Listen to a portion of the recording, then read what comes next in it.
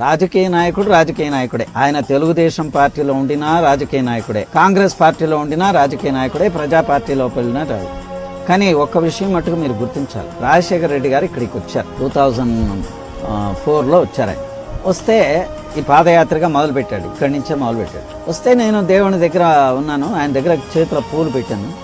ఏమండి, మీరు అధికారానికి వస్తే ఈ దేవాదాయ ధర్మాదాయ చట్టాన్ని సవరిస్తారా అని అడిగారు.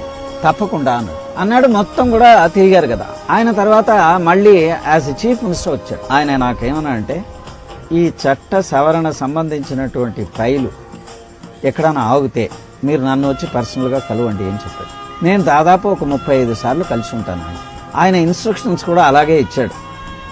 కానిస్టేబుల్ దగ్గర నుంచి నేను just 1 minute to 2 minutes file ఇక్కడ ఉంది అక్కడ ఉంది, స్వార్థం లేదు కదా. మొత్తానికి అన్ని పొలిటికల్ పార్టీస్ని కన్విన్స్ చేసి ఈ చట్ట సవరణ జరిగింది. సెలెక్ట్ కమిటీకి వెళ్ళింది. 15 మంది సెలెక్ట్ కమిటీ మెంబర్స్ అందరూ కూడా క్షుణ్ణంగా పరిశీలన చేశారు. అమలుకు వచ్చారు. ఇలా మేము చట్ట సవరణ చేశాము, మేము దేవాలయాలను రక్షించడానికి కొరకు ఇది చేశాము, మాకు ఓట్లు వేయండి అని చెప్పారు. ఇది కాంగ్రెస్ పార్టీ తన ఎలక్షన్ మేనిఫెస్టో. నేను అలాగే తెలుగుదేశం పార్టీని కూడా అడిగాను, వాళ్ళు స్పందించలేదు.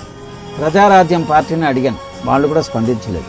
ఏ పొలిటికల్ పార్టీ స్పందించలేదు. ఆయన స్పందించాడు, ప్రజలంతా ఓటేశారు. తెలుగుదేశం పార్టీ పీరియడ్లో జరిగింది, ఎందుకంటే ఆ రాక్షసత్వమైనటువంటి చట్టాన్ని పెట్టారు.